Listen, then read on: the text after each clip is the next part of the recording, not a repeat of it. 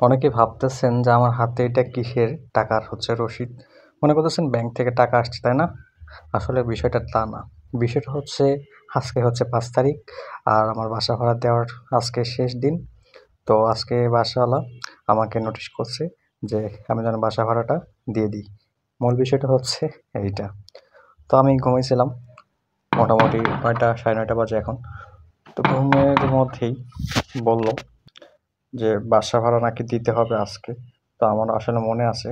তো আমি বাসা ভাড়াটা দিব। একটু পরে ঘুম থেকে উঠে দিতে যাচ্ছিলাম। তারপরে আরকি চলে আসলো এই বাসাওয়ালা। তো ভাইকে বললাম যে, "ভাই আমি একটু পরে যাচ্ছি। বাসা ভাড়া দিয়ে আসতেছি।" এ ভাইয়া তো এইটা আরকি। কিভাবে আসলে বাসা আপনি ভাড়া ছিল যেখানেই বাসা থাকেন না ভাড়া ছিল থাকেন, কি এটা মাস শেষে বাসা কিন্তু ভাড়া ছিলেন বাসা বাসা ভাড়াটা দিতেই হবে। ও আচ্ছা আচ্ছা এটায় কিন্তু ঠিক কোনো আছে ছাড় নাই। তো ভাই বসেন আপনি দেশে থাকেন না আর দেশের এখন বাইরে সময় নেই থাকেন, আমি আসছি ওকে এটা ফাইন সবসময় দিতেই হবে।